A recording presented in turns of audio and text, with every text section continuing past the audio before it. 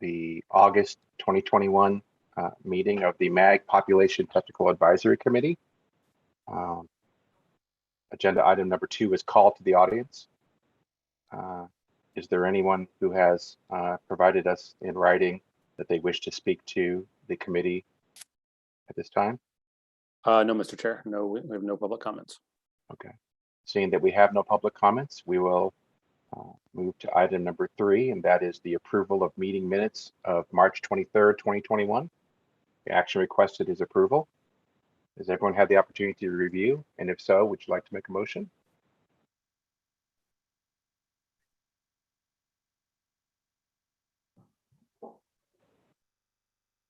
I move. This is Tracy Clark. Sorry, I was having technical difficulties. I'll second that. Crystal Dykes. Very good. Mr. Chair, Okay. we need to do a roll call vote. Sounds good. Tracy Clark. Aye. Nick Leftwich. Aye. Michelle Smerdla or anybody from Avondale. Andrea Marquez. Aye. Stacy Bridge-Denzak. Aye. Luke Kautzman or anybody from Cave Creek.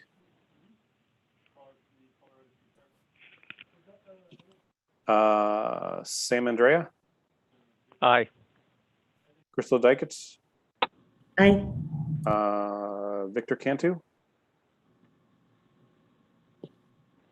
Saw Victor earlier.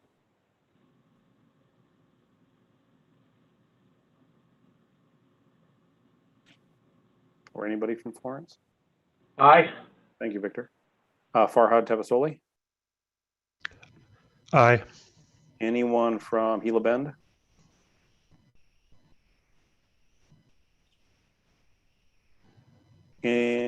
Kyle Miras or anyone from Gilbert? Alex Lerma or anyone from Glendale? Christian Williams or anyone from Goodyear? Anyone from Guadalupe? Sonny Colbreth or anyone from Litchfield Park? Rudy Lopez, Maricopa? Aye. Anyone from Maricopa County? Ray Banker, maybe?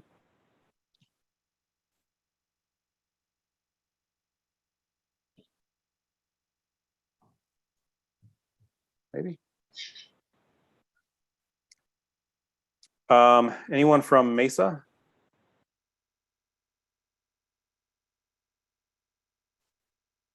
James Zuganellis, Paradise Valley. Aye. Jennifer Faustino, Peoria. Aye. David Miller, Phoenix. Aye. Tara Harmon or anyone from Pinal County. Tara cannot attend today. My name is Jason Botchin. I'm the Transportation Planning Supervisor. Okay. For her. How do you vote on the minutes?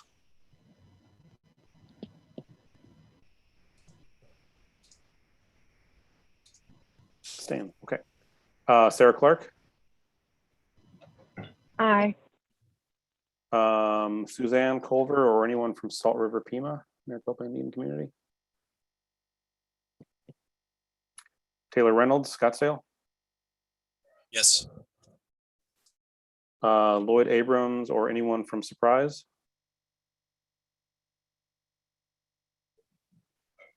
Jeff Wilkerson, Valley Metro. Yeah, I'm here.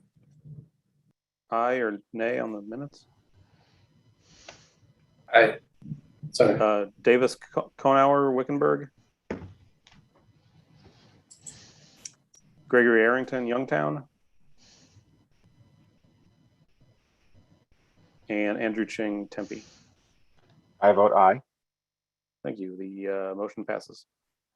Hey, Scott, I'm not sure if this is Farhad at Fountain Hills. I'm not sure if it matters, but I got a text from Ray Banker for some reason. He was he could not be heard, so he texted me and voted aye. Thank you. Wanted to let you know about it. I will recognize that All in right. the minutes.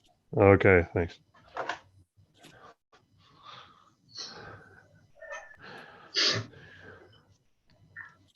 Okay. Motion passes. All right, thank you. Before we move on to our next agenda item, I have a brief notice I want to read. I should have read it at the beginning, but I'll read it now. We operate our committee meetings in full transparency, giving the public access to committee meetings, materials, and discussion. The public cannot view the chat comments. As a result, we are disabling the chat feature in all committee meetings moving forward. If you need technical assistance during a meeting, please contact the helpline at 602-452-5095 or contact the MAG staff assigned to the meeting. We appreciate your understanding and help you maintain transparent discussions for the benefit of the public. Very good.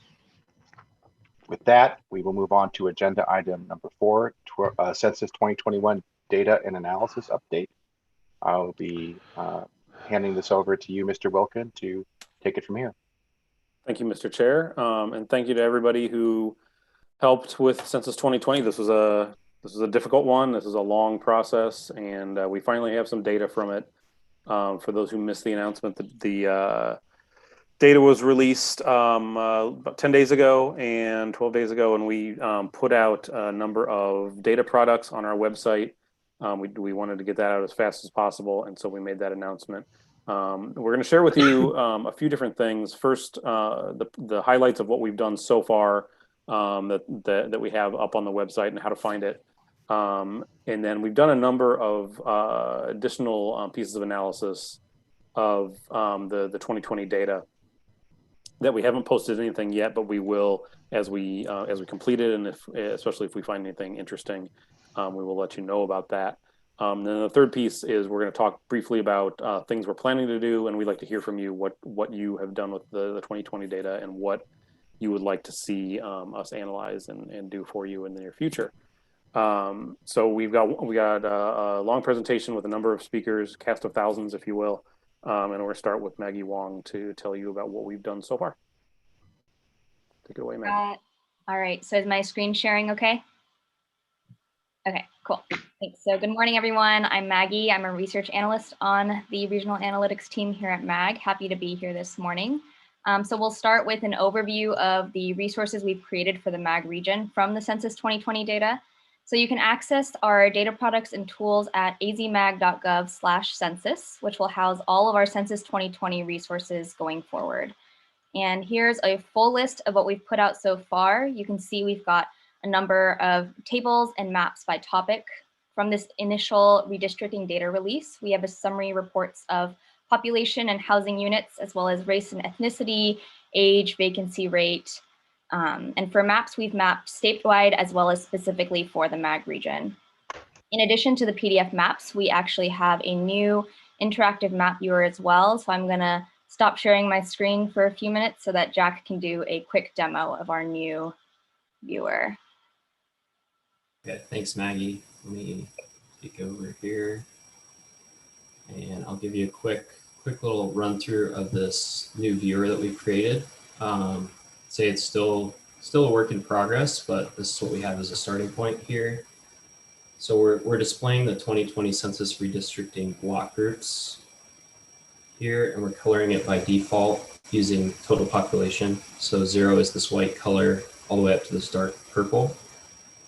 And then on the right side here, you can choose a type of report. So we have these 6 so far. We have state of Arizona, counties, census designated places, Native Nations, congressional districts, and then this is the state senate or the legislative. Hey, Jack, are you sharing your screen right now? Yeah, we can't see it. Okay, oops. Let me, there we go. There we go. Thank you. That. Okay, yeah, so on the right panel here, we have these reports. Yeah, you can select any of these reports in this little table pop up on the right side. We have these 4 categories: population, age, race and ethnicity, and housing units. And then we have the the field here on the left, the 2020 value, the 2010 value, and then the percent change with a little arrow up or down. And let me choose a county. Let me choose Maricopa County really quick. So if you choose that, it'll zoom to the area you selected. And on the map here, you can zoom in and click on any block group. It's going to give you a little info. And then of course we have our usual controls. You can zoom in and out, return to the original map view, and then show imagery. And then this little box in the right corner here allows you to switch what's shown on the map, how it's colored by any of these fields. So for example, I'll just choose a race category here and maybe some housing units. Here's occupied housing units. And yeah, that's pretty much all we have right now. Here's the URL. It's go.azmag.gov/maps/census2020. So if you get in there and have any issues or have any ideas, be happy to hear from you. Yeah, that's pretty much it. Stop sharing.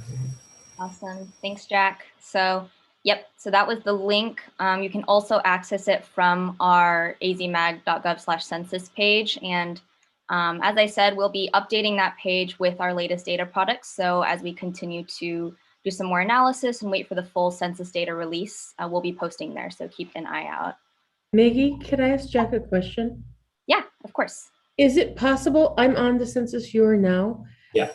I can get into the blocks, but can we, is there a way that we can just choose our city? Yeah, it's under census or under places on the right side. Okay. Type in your city in the little report drop down. Thank you. It should come up. Yep. Awesome.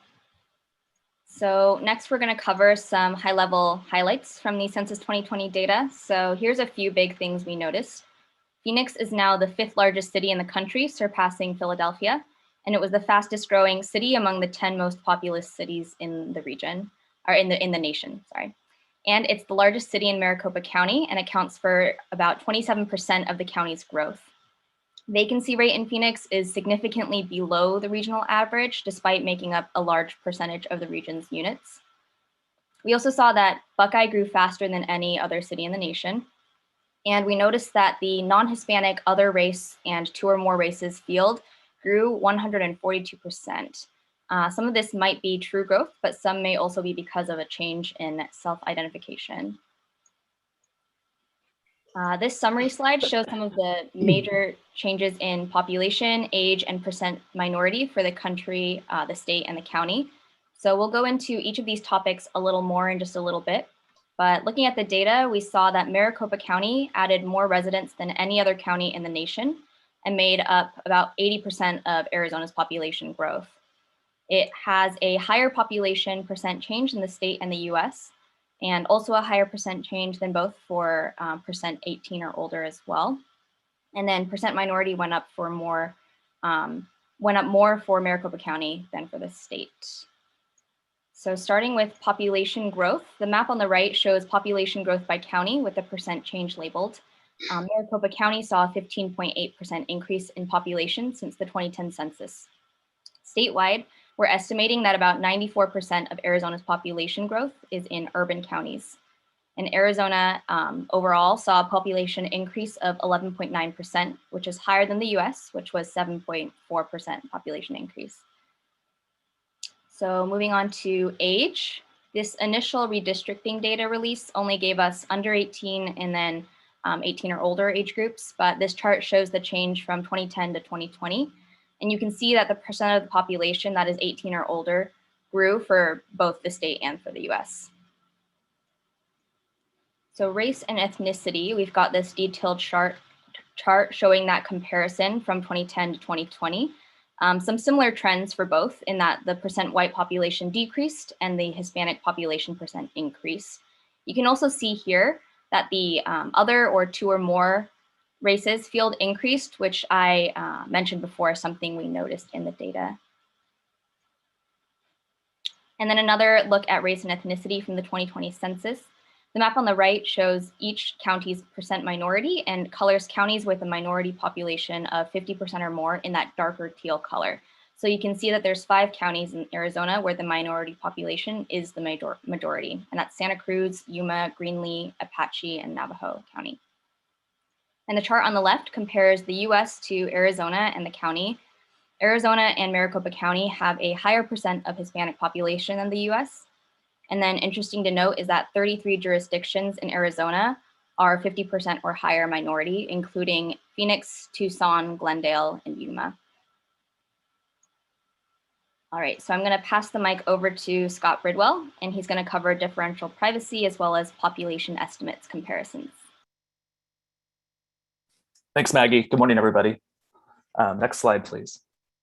I'm here to talk about the census's new disclosure avoidance systems, often affectionately referred to as differential privacy. This is something that's gotten quite a bit of press coverage and discussion as of late. Largely, what the census is trying to do here is modernize its disclosure avoidance system. And so one of the primary missions of the census is to protect the privacy and the anonymity of the respondents that it's collecting data from. Typically in the past, the way that this has been done has been through what's called record swapping. And so in cases where this would work would basically be if a given block or block group had a population count which was below a certain threshold, some households would be randomly moved into neighboring or other block groups or blocks in order to sort of protect their privacy.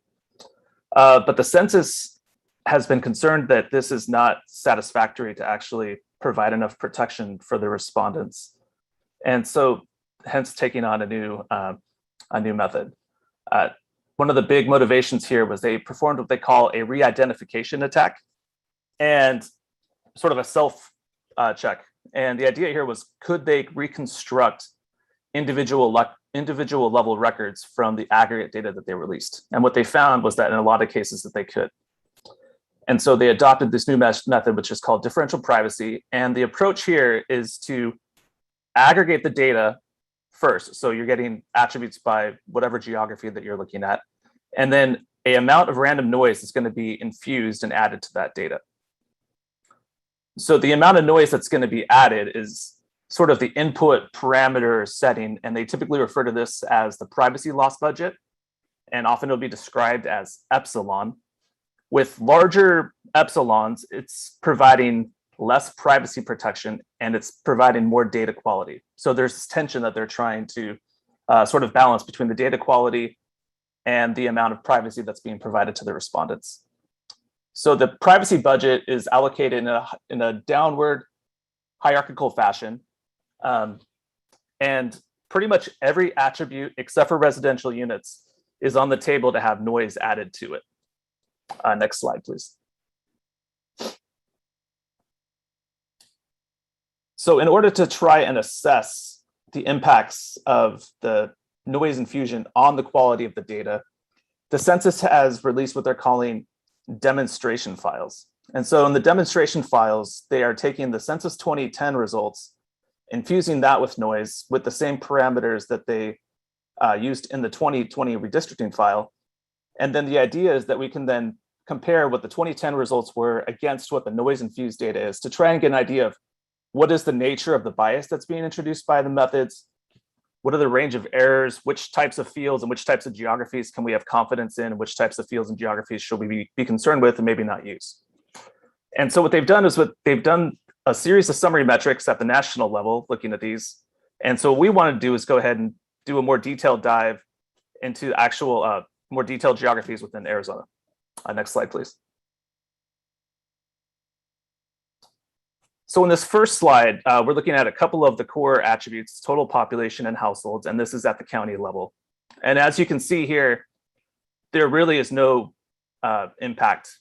It's all really within like rounding error. The impacts are really negligible at the county level. So this is good. We can have some confidence that even though they're applying these differential privacy methods, the data that we're looking at the county level is still pretty reasonable. Next slide, please. This is the same situation, but this is applied at the place level for incorporated places within Maricopa County. You can see here some of the errors are a little bit larger, but again, with respect to the overall population counts, they are all very, very negligible. So I think, again, we can have confidence in the data that's being provided at the place level. Next slide, please.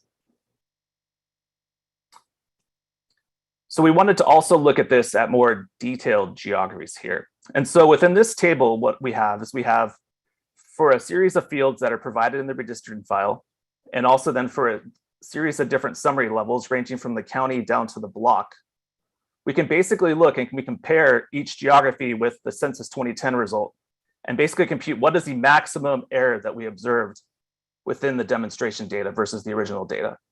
And this provides us sort of a distribution or expectation of what the range of errors could be.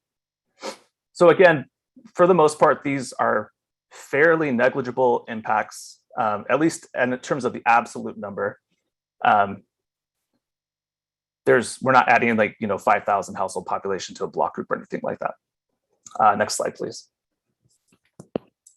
So while the absolute errors themselves are not necessarily large, when you do the same kind of analysis and you do this looking at the percentage difference, it does become more of an impactful situation. This is largely because of areas, as you move into the more detailed geographies like tracts, block groups, and blocks, the counts themselves become much smaller, and therefore they're much more sensitive to the amount of noise that's being added. Next slide, please. So we also wanted to look specifically at two items that are really important to the type of work that we do here at MAG: persons per household and also vacancy rates.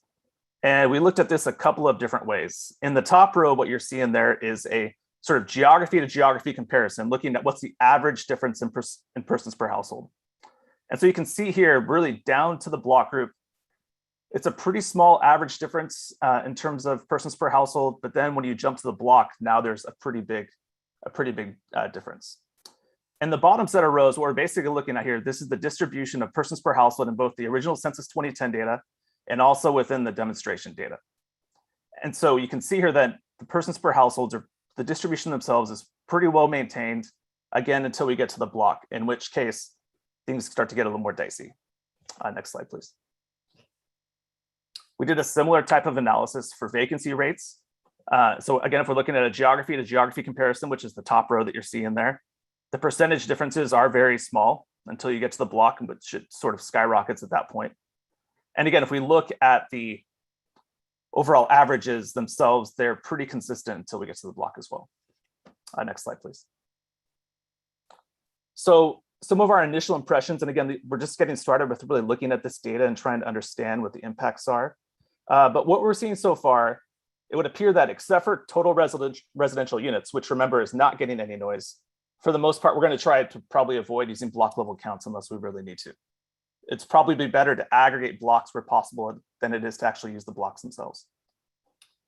For the most part, total population, persons per household, and vacancy rates seem pretty reasonable down to the block group level.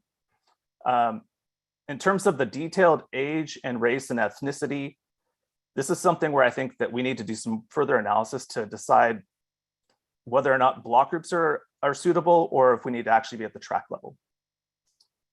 But even across all these geographies, if you look at certain attributes where there's really low counts, for instance, something like Pacific Islander in the racial category, those can be susceptible even at the place level. And the other thing that I think to keep in mind here is that we've always thought that the standard was, or the census really was the gold standard in data. But what we're going to see here is that there could be some logical inconsistencies and things which don't make sense. So for instance, you might see in areas with small population counts, you might see that the census is reporting population or household population, but there might not be any households and there might not be any housing units. This is the case for a few census tracts, I believe, within Maricopa County, and also some sort of some small places like with county portions. Next slide. Does anybody have any questions or comments before I move on? Okay. So another piece of the effort that we've been taking on is to look at the Census 2020 results and compare those to the population estimates that both we've been producing in conjunction with the Office of Economic Opportunity and also with the Census Bureau. Next slide, please. So in this slide, this is kind of a high-level overview showing the state of Arizona, Maricopa County, and Pinal County. We have the census count there, as well as the Census 2020 July 1 estimates and the Arizona MAG estimates as well. And so there's a fairly large difference here for Maricopa County. It's about a 4% difference in the census. This is fairly similar to what happened in 2010. I believe that it was like a 4.5% difference in 2010. In Pinal County, there's a fairly large overestimate as well, 13% from the census and 10% from State Demographer's Office. Next slide, please. We also wanted to do a jurisdictional comparison. And so this is similar to the previous slide, except for by place, and we also have added percentage differences here as well. So in this situation here, it's a little bit all over the board. Sometimes we're over, sometimes we're under. The blue records there are highlighting cities that conducted a special census in 2015. And so this presented a kind of unique situation in terms of the estimates because we had population counts, updated population counts coming from some jurisdictions and not from others. And the way that we handled the estimates and how we brought this in is actually different than how the Census Bureau treated these. And so that's why in some cases, the differences are kind of in the opposite directions of what we have here. Next slide, please.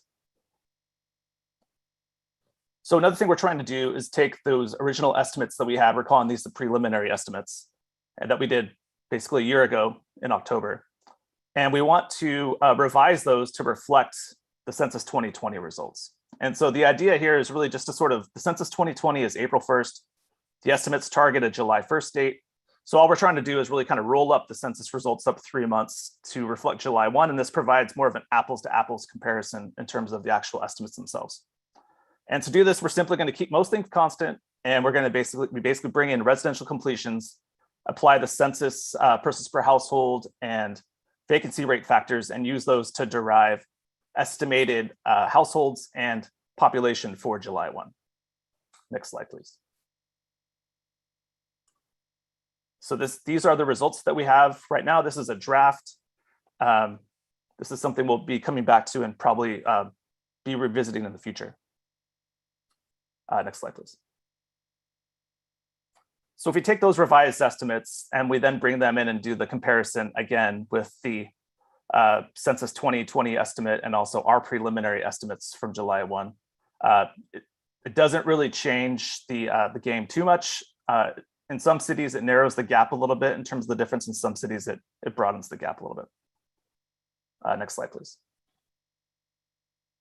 So in addition to actually comparing the population estimate results, we also wanted to look at specific housing units. And so what we're looking at here are what the census had for housing units versus what we would have estimated those housing units to be. And our method here to estimate those housing units is to essentially take Census 2010 housing results and then add the residential completions for that time period from April of 2010 up to March of 2020. And so the cities that are in green here are cities where the census had a higher housing unit count than we did. And the red cities, or the red rows, are the cities where the census had a smaller housing unit count than what we were estimating. So overall, in terms of Maricopa County, the census has around 3,000 more units than like what we have estimated. Next slide, please. This is the same slide, except for this is for the Pinal County portions. And so you'll notice there's a fairly stark difference here. The majority of the areas are, the census has less units than we do for those. And so there's a net difference of about 12,000 or so for all of Pinal County. Next slide.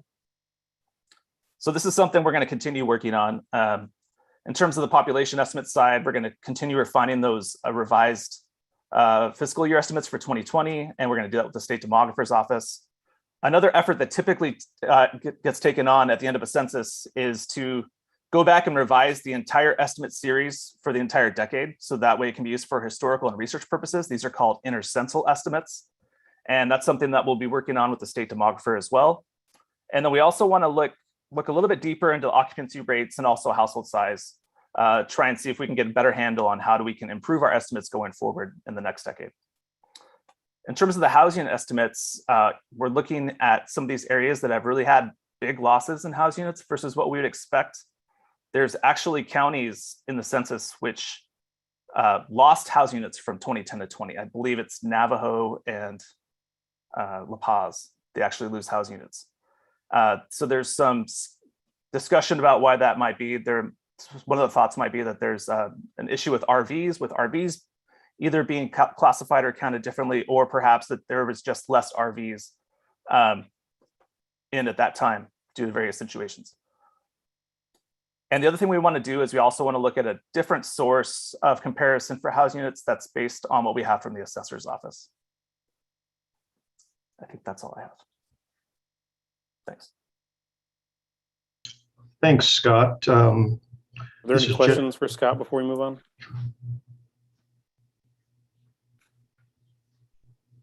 Okay, sorry. Very good. Thanks, Scott, Mr. Chair, and members of the PopTac.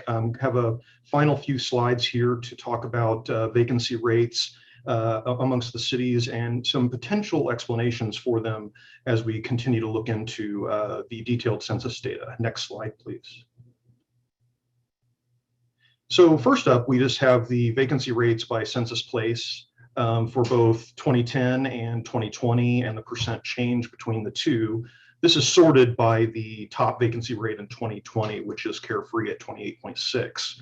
I think many across the board, most of the vacancy rates did decline from 2010 to 2020. 2010 was a particularly high vacancy rate time period with the recession in full effect.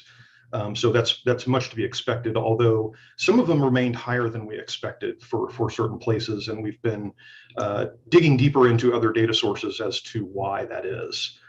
Next slide, please. This is the vacancy rate by tract. This is a more detailed look at the table we just looked at in a map, so we can get an idea of exactly where some of the higher vacancy areas are. We can provide this map to you, for your jurisdiction, and we'd be happy to work with you at lower levels than geography than tract as well, if you'd like to look into this with us. Just wanted to give an idea that the data is available out there, and we can look at it at more detailed levels than your city. So next slide, please. So one of the big explanations that we think is a major contributing factor to the vacancy rates in some of the cities is the out-of-state residential ownership. So one of our analysts, Kurt, went through and computed the percentage of percentage of units owned by people that don't live in the state. And this is a map of that. And it highly concentrates in those cities that have those higher vacancy rates, like Paradise Valley, Carefree, Cave Creek, and Scottsdale, Fountain Hills, and so forth. Next slide, please. And another data source that we've been looking into, this is from a company called AirDNA, is short-term rentals. So we are taking a close look at the percentage of short-term rentals that we are estimating in these cities to see how much of an effect that could have too. It's much smaller, we think, than out-of-state ownership, but can be significant in certain cities like Paradise Valley and Cave Creek with these higher vacancy rates. And next slide, please. That may be the last one. That is the last one. So if anybody has any questions about that, I'm more than happy to take those. Also, real quick, I wanted to do something that I think we meant to do in the beginning is we've hired an intern into our group, into the modeling group. I think Seth Legan joins us. He just popped on the camera. He's our first out-of-state hire. He resides in Denver. He's currently in a 4+1 program at the University of Denver. Earned his Bachelor's of Science in Environmental Science and is going on to earn a Master's in GIS. I think you've been with us about 4 weeks, Seth, and he's been getting into all kinds of things. And yeah, just wanted to introduce a new face. He has many connections to the Valley, has a girlfriend who lives down here in Chandler. And so some of us got a chance to meet him in person, which is nice. that's it. Scott? Any questions for Jesse or anybody on what we've done so far, or the analysis we've already conducted and posted and shown?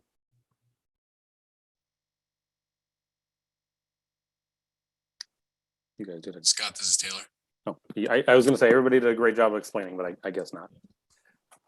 Taylor, go ahead. No, you guys did a wonderful job. And I know you and I talked about this briefly, Scott, I think maybe a couple weeks ago now, regarding the data that came out. And I know our city manager's office is looking at it closely in terms of 2010 actual population, the 2019 estimated ACS population, and then the actual 2020, and where that makes us all land in terms of the state shared revenue. And I think it also kind of plays into what Jesse was speaking to with the short-term rentals. Is there going to be kind of an overall deep dive with your group to see why there was, especially even for our city, such a kind of a drastic change between that 2019 estimated population? I think it was like an 8% drop, almost 9% drop between that and our 2020 actual population. I know that really the drop only affected a handful of municipalities. And I'm sure the other ones are probably looking at it too. I know Phoenix was affected as well by this drop. So just curious how much more of a deep dive you folks will be doing into this. Yeah, it's thanks, Taylor. It's one of the things we're going to be looking at a lot. There are a lot of questions about this census and the lower than expected count from a number of places is definitely one of them, and we're going to be looking more into what Jesse showed at the end to see if we can figure out some explanations. I don't know if the answer is going to be in the data or not. There's a limited amount of stuff we get from Census, but we're definitely going to be looking into that more. And I think I mentioned to you one thing to keep in mind when you're talking about state shared revenue is that it's not necessarily your total population that matters as much as your share of the population within the county and the state. And I know there are some places that are higher than expected, so it might just end up being a wash. But I don't think that's something we've looked at or posted quite yet, or maybe it is on our website that we showed percentage of the county's population and the state's population, so you get an idea of what your share of the state shared revenue is. But it's certainly going to be something we're going to be looking into a lot more to see what answers we can find. Sure, thank you.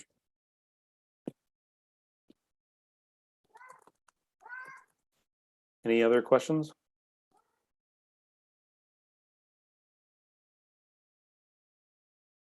Okay. Well, that brings us to, I guess, a good lead into the next topic.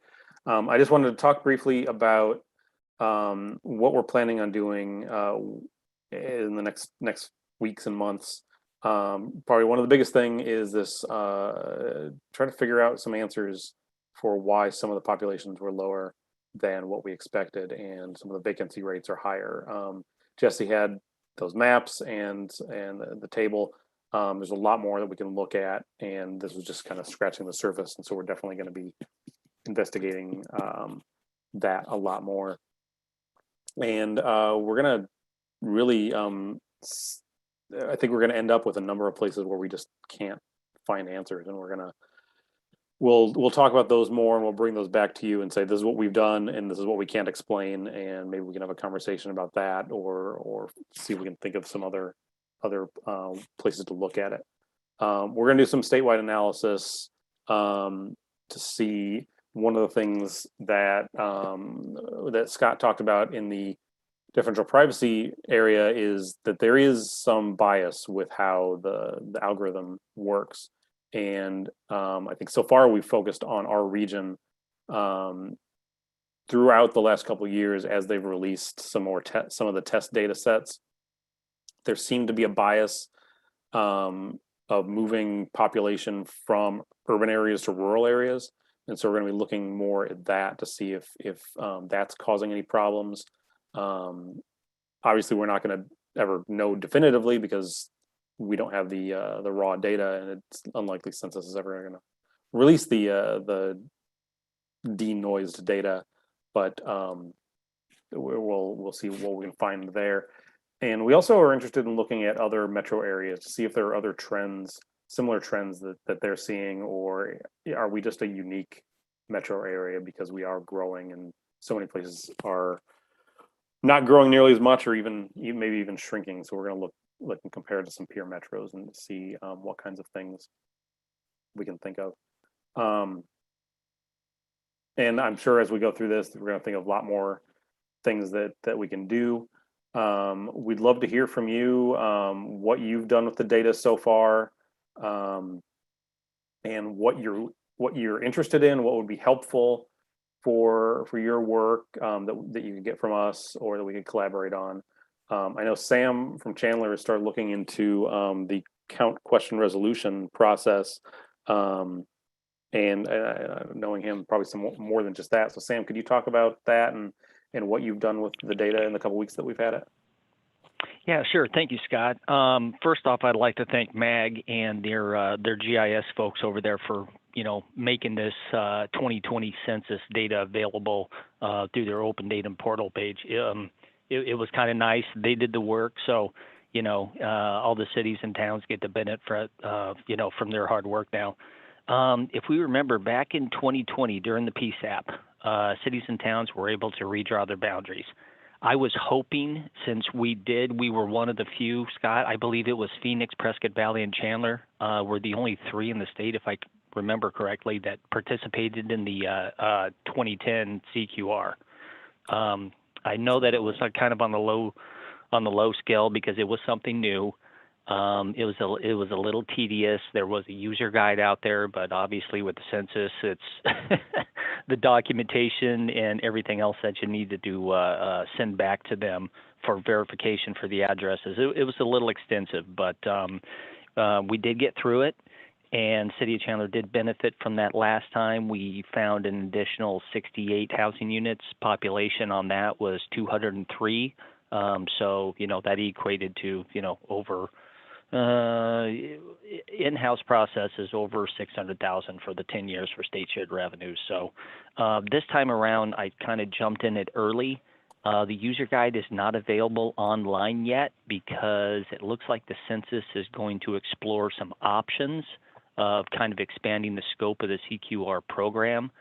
So if they do decide to do that, they will be able to put out a user guide. It may or may not be similar to 2010, but my first initial, review of the data, we're still kind of running into the same problems that we did last time, and that has to do with undercounts in blocks, overcounts in blocks, missing housing units that were not part of the master address file that we anticipated would not be ready, certificate of occupancy, but they were. So I am finding a couple of assisted living facilities, a couple of multifamily developments out there that do fall within that. So with the CQR on this time, obviously for the documentation, we're going to have to send additional information back to the census, so they were not part of the master address file. So that's kind of an easy one to deal with. But looking at the boundaries, during the PSAP, cities and towns were able to redraw their block groups. Most of us did with the aid of MAG. When you get down to blocks, that we weren't able to do that. So the block groups encompassed several blocks. Some of the geography that I've seen just in my initial review process here, we're still having a couple of issues in Chandler with some of the blocks.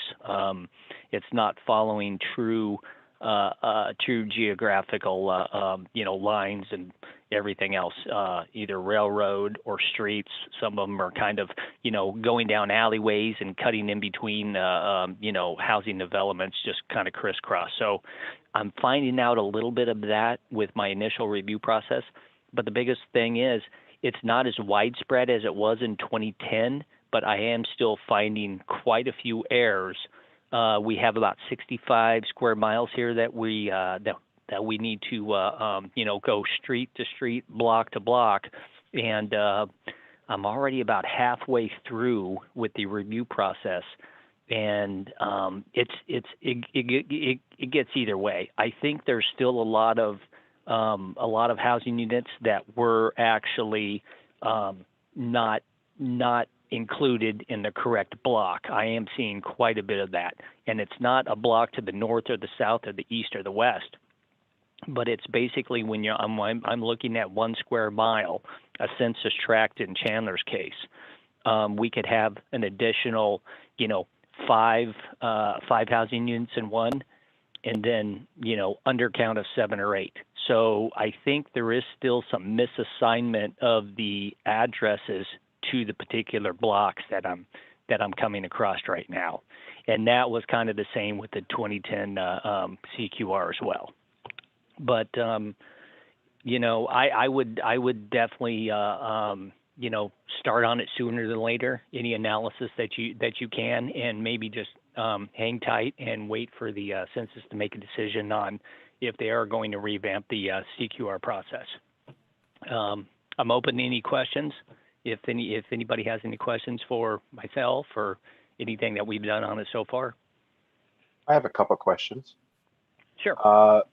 First, what is the end result of the exercise that you just described? In other words, if you can demonstrate that there were errors in the 2020 census, does that roll up into a larger point? Does it result in a change in the numbers? What is the end goal for Chandler in pursuing what you're pursuing? Well, Mr. Chair, since we only have 120 days to process and send the information back to the census, I'd figure I'd just get kind of an initial review right now. So what I did, excuse me, looking at our current existing land use layer with our address points in GIS, with our building permit information, I'm looking at that information. I'm comparing it with the data that MAG and their team has made available. And within that, for instance, I will print off an 8.5 by 11 map of a square mile. And within that, I put the total housing units from the census block information. I compare it with mine. If it's over, it's a plus. If it's under, it's a minus. And so what this is doing, this is kind of allowing me time to go through and make my initial review, and then once the CQR actually kicks off, I will be able to go back into those areas and identify those, and then those are the blocks that I will need to include with my submittal. So I'm just basically getting a jump start on it right now, because that 120 days does kind of creep up on this type of project very fast. But Sam, I think to answer the chair's other part of his question, the goal is to correct your population, and if you can prove that you've got missing housing units in certain areas, it could theoretically increase your population, which in Arizona goes towards your state shared revenue. And now that the annual census estimates are used for state shared revenue, updated every year, and they're all benched to 2020, that just helps you each year that the state shared revenue is recalculated. Yes, that is correct. And so I think you said after you did CQR in 2010, you calculated about 600,000 over the decade that Chandler got that wouldn't have gotten if you hadn't done that.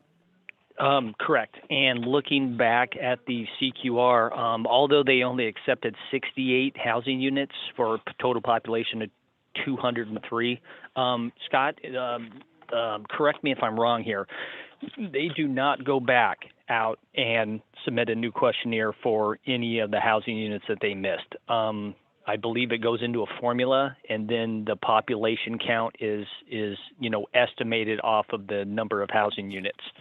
So within Chandler, so we did have 68 that were verified. That was out of 9,100 and change that I submitted back in 2010 with 123 maps. So going back to the question, that 120 days does kind of creep up on you when your GIS team is making 123 maps for 9,000 address points that possibly were missed, but more so they were not calculated in the correct block. So 68 out of 9,100 is a low batting average, but Correct. Still adds up. That's real money. Yes, it does. Appreciate the answers. I guess this feels somewhat reminiscent of the 2015 mid-decade census question, where some cities moved forward and others didn't. My concern is that not every, to your point, Sam, that not every city or town has a GIS department. And so there's sort of this underlying equity issue that I see growing here, where there is no regional effort to have anyone, not unless there is, and that's maybe part of my question, is to examine on a larger basis for the region or for the state to make exactly this same type of analysis. If it's left up to by city, there will be some, such as Chandler, who clearly have taken this very seriously and will potentially have a case to be made that their population was undercounted, potentially. If the undercounting is as significant and widespread potentially as I see from just comparing the estimates that we saw over the last year to what the actual numbers are, and just taking a cursory look at a number of cities, there were a pretty good disparity. In the case of Tempe, a 13% disparity between what was estimated as population and what the census counted. My point isn't to advocate for Tempe specifically, but rather to make the point that as we move forward in these situations, we talk about being a region, and then there are situations like this where we act very individually. And it seems like there's an opportunity here for leadership in MAG and in the region. If there's going to be an effort made, that there could be assistance that could be availed not just to some who have the resources, but to everybody who may or may not have the resources. And if that's something that's in play, I'd love to hear about it. If it's not, I'd love to explore it. Mr. Chair, if I could add something to that. Looking at the CQR for the 2020, maybe that could be a phone call to see if it's going to be some type of map service that is a little less tedious when compared to the 2010 CQR. I don't think we know at this point if that's kind of the route that they're going to take or not. Like they have done in the last 10 plus years, we're making PSAP and BAS and everything else available online through some type of GIS map service. So I don't know at that point. That could be a question to the census folks. Chair, members of PopTech, this is Anubhav. If I may just jump in. Mr. Chair, I totally agree with your comment that, definitely would like to see something which is more at a regional level to ensure that we get a better number, at least correct all of this data. In the past, MAG staff has been available to all our member agencies to provide such analysis. We are still available, and I'd be happy to discuss this with you and at management committee to see if there are some efforts that could be taken at a regional level to do this analysis and provide that support to our member agencies. The only caveat with this that I'd like to raise is the Census Bureau, this pretty much only lets things move from one city to another, where they're basically finding that the geography may be a problem or the total number of units because of some annexation, etc., did not get caught. In the past, I've never seen any efforts other than at one time where they had misassigned Buckeye's group quarters completely outside our state, that anything has resulted in a higher population for the region itself. But I'd be happy to discuss this further as to how one can support this regionally. Appreciate that. Thank you, Anubhav.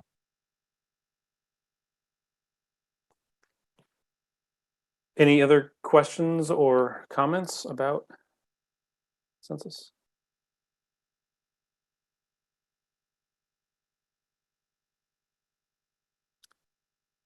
I should mention that Sam referenced our data sharing on the open data portal at azmag.gov. So you should have gotten an email from me, or at least the PopTech member should have gotten an email from me after the initial announcement of the maps and tables, that we put all of the data in a usable format on azmag.gov. So if you didn't get that and you're interested in downloading it so you can do some work on your own, please let me know. To be clear, what they released 2 weeks ago is it's just redistricting data, and it was released in a user unfriendly legacy format, and the plan is to release the user friendly format next month, but it'll all be the same data.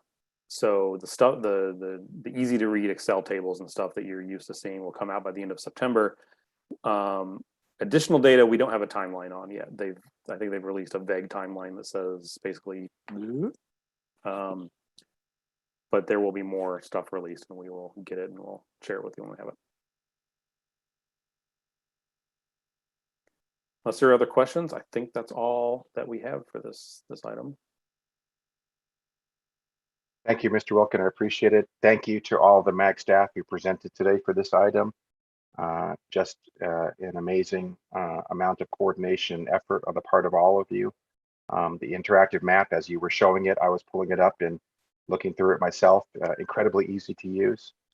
As per usual, MAG staff, your level of quality in your work product is outstanding, and on behalf of the committee, I truly applaud you and appreciate the work that you do, especially around this very important subject. Thank you. Thank you. That brings to a close item number 4. Item number 4 was for information discussion only. Item number 5 is to announce that our next meeting of the Population Technical Advisory Committee will be is currently scheduled for Tuesday, September 28th at 10 a.m. To the best of my knowledge, we are still continuing that to be a virtual meeting if it in fact occurs. So please check your emails about whether or not A, we're going to have a meeting on September 28th, and B, whether or not it will be in person, virtual, or both. There being no other items in front of this committee, the meeting is now adjourned. Thank you all.